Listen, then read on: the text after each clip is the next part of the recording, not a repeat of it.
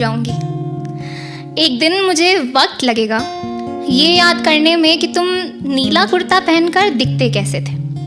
Escalator की दाहिनी तरफ ठीक 9:30 बजे मेट्रो स्टेशन पर मेरा इंतज़ार करते हुए तुम कैसे अपनी बेचैनी को बार बार अपने बालों को सहलाते हुए शांत करने की कोशिश किया करते थे।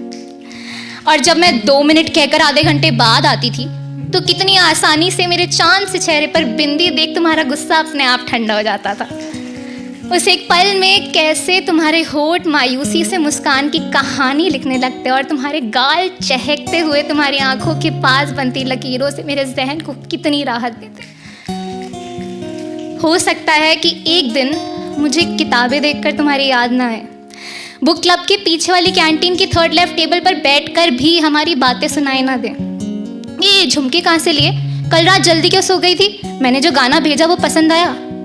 कैसे तुम्हारे सवाल कभी ख़त्म नहीं होते लेकिन उनका जवाब देते हुए मैं थकती भी तो नहीं थी।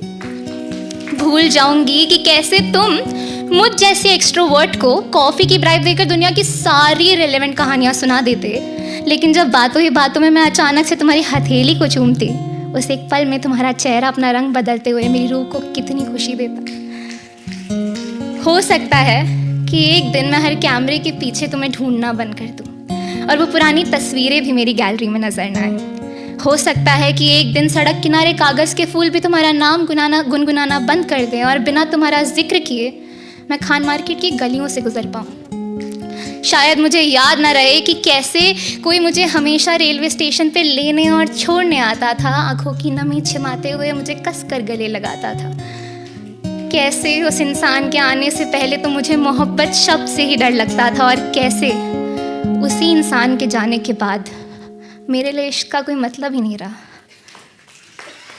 एक दिन मेरी हर दुआ तुम्हारा नाम लिए बिना पूरी होगी और तब मैं तुम्हें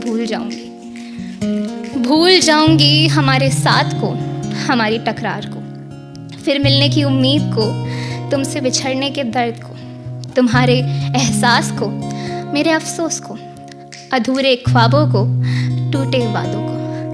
एक दिन मैं सब भूल जाऊंगी और चाहते हुए भी तुम्हें याद नहीं कर पाऊंगी।